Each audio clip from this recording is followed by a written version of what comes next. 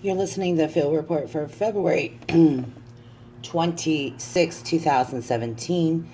I was watching some of the live feed. It should be actually there at my Twitter or my Facebook page. But we've been watching the solar eclipse from Chile. So just pretty much watch it. There's nothing to update. It's just a solar eclipse. But it's not just any solar eclipse. It's a ring of fire, which is not a full solar eclipse. It's an angular solar eclipse. Okay, that's just because I was listening to somebody, and somebody said somebody that said somebody. And talking about listening to other people's YouTube pages and getting their information, that somebody said that David Seaman has removed his page. I wouldn't be surprised, and I just want some people to look at this some alternative facts, things that probably don't play into, but definitely do. Okay, I mean, this is really important for people who they think they didn't get their guy. They did. Okay, that's not how it really works. It works out in the other ways. The people that reward, let's just say, a well-known fact now that somebody's been outed out in the public for being a known pedophile, even that enough. Most people that work, see, it's not so much the names that you hear about. It's the people the people that are the everyday person. This is where justice is served. First of all, most of these people either have family and friends or have children or may have been abused, okay? So they're not going to go along with this. And just that's what the news will say, and there's what goes on in public, okay? Once people get word that somebody's been abusing children, they out themselves in a different way. Like, working around somebody with that kind of hostility, that kind of abusive nature, they don't last that long. They don't. They'd have to be running the show, and they'll make everybody around them uncomfortable. So, well, some people think they're being rewarded with a column, or, it's probably not going to go like that, okay? I know a lot of people think, oh, man, he's getting rewarded for bad behavior, but the people that have to deal with these kind of people will be miserable. And I mean miserable. I mean, some people probably will want to run away from work.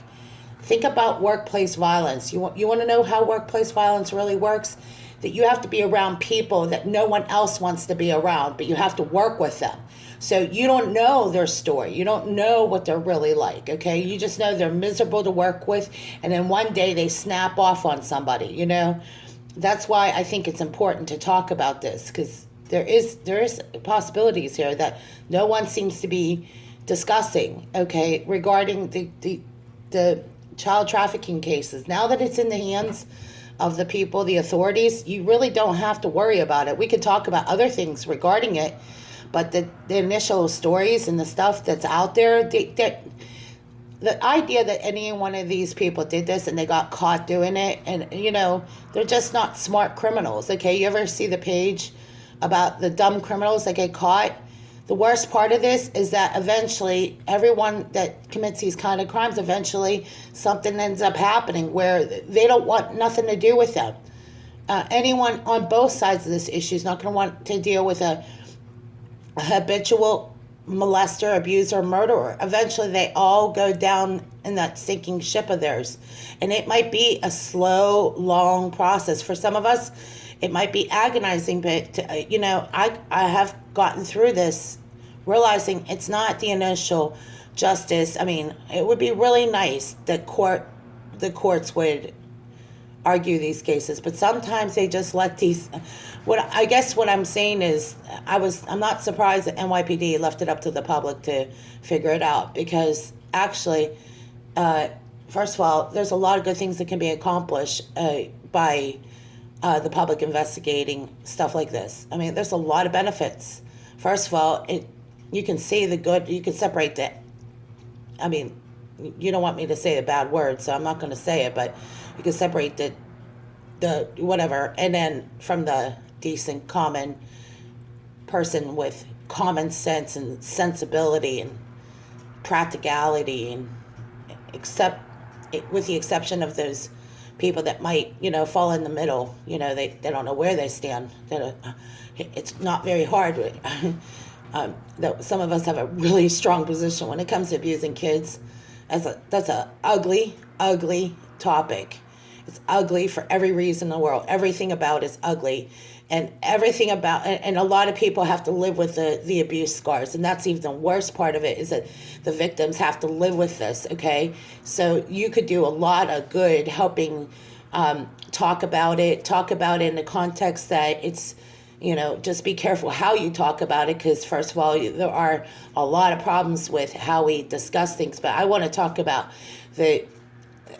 after the criminal process is over, because to me, I think the criminal process is probably either in progress or they've already been charged. They're just waiting to serve the warrants. As far as I'm concerned, that's what we've been seeing. And when you see them start serving warrants and arrests are being made, it's happening. You can't try to unravel this. It's already happening. In fact, they're probably way, way ahead of some of you that watch it. They're probably, this is over. I mean, as far as I'm concerned, I knew that the other night. I just felt it in my heart. It's over. Whoever was involved, eventually it's going to catch up with them. I just don't know how and when.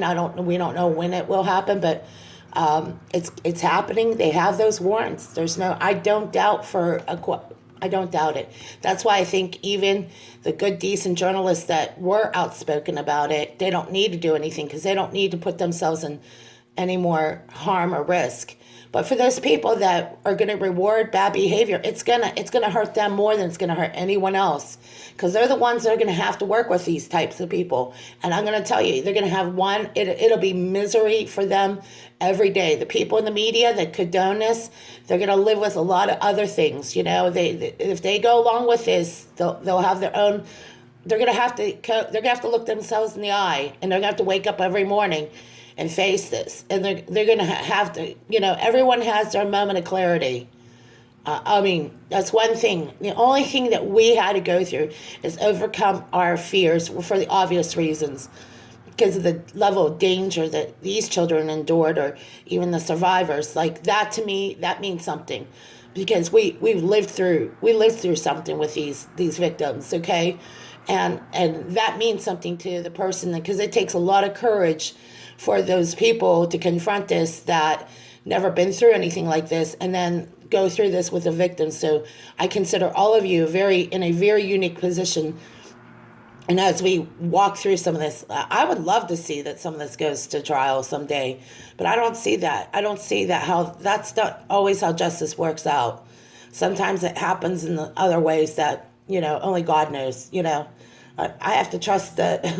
I don't know that I trust the justice system per se, but justice does happen. It just may not happen like you think, And there's also something called street justice. You cannot walk in America with that kind of publicity and not people watch what's going on or want to know what's up. They're going to ask questions. Maybe not now, but I'm pretty sure that if I was living in a neighborhood and I had children and I got word that something like that is, I'd be looking up the registry for, child offenders or, all that stuff. That's what parents really do. They need to know. They need to know their neighborhood. They need to know the people in there. And the best way to know is what's going on with the sex offenders. Now all this has been public.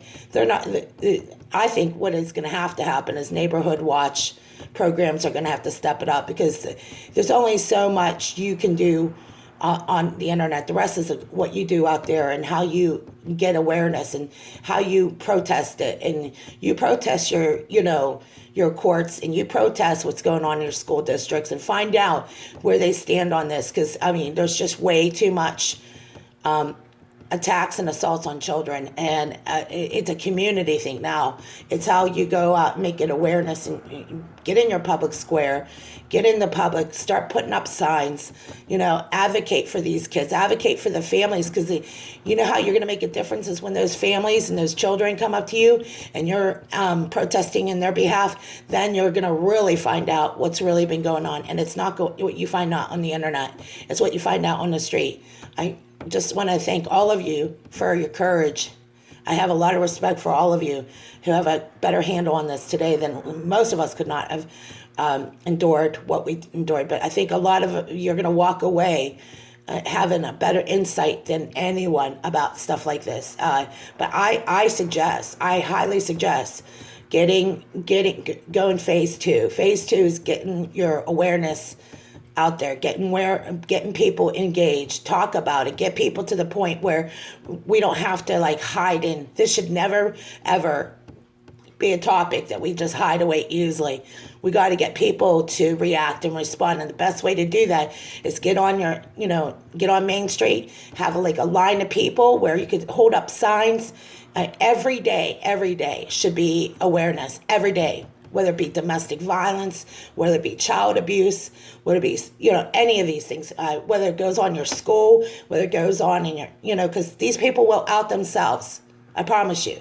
There's just too many people with too many that love their children and love their grandchildren too much that they're not going to take those kind of change it. They're not going to take those kind of risks. They're going to be that much more guarded, and that's the best thing you could do. You bring this to their awareness, then they have to take steps in securing and keeping themselves and safe and addressing home security, addressing all kinds of things. I think this is actually going to be to more the benefit of the public than it's ever going to be when it comes to the criminal justice matters. Because to me, the crimes are already committed. That's the worst part of this, is that we could do more, hopefully, to prevent it from happening. Because if there's anything that's bad about this, is that's what's been the problem all along, is that we haven't done more to prevent it. And now I think we have a chance to really go public and start getting on your streets. Get out there, start talking to people. That's when you make a difference. Because you'll be surprised how many people's attitudes and opinions of the world will change. You could do a lot. This has been a dark world for too many people. It doesn't have to always be like this. It's probably because there's a lack of communication. There's a lack of people connecting on a human level. So there's a lot you could do. Look how the police, if the police are, know that when you get close to the public and you start becoming a part of the, what goes on in the community, people are much more willing to talk and get, you seem more familiar, and you get to know people and you find out what's going on in your community. Or abroad, you could go to the county or the state. I have done this. I know personally about domestic violence and child abuse. I have gotten to talk to senators and representatives who have changed the laws on strangulation and homicides, and some officers that have actually died as a result of interceding for domestic violence victims. So I think it's that important that you get involved, engage, get into the public, talk to people. Don't stop talking. Just when you think you can't do it, just get out there, get a sign, wave, honk your horn, do anything. Make this public. It's one thing to get it out on the internet. It's another thing to engage with the public. Thank you for listening.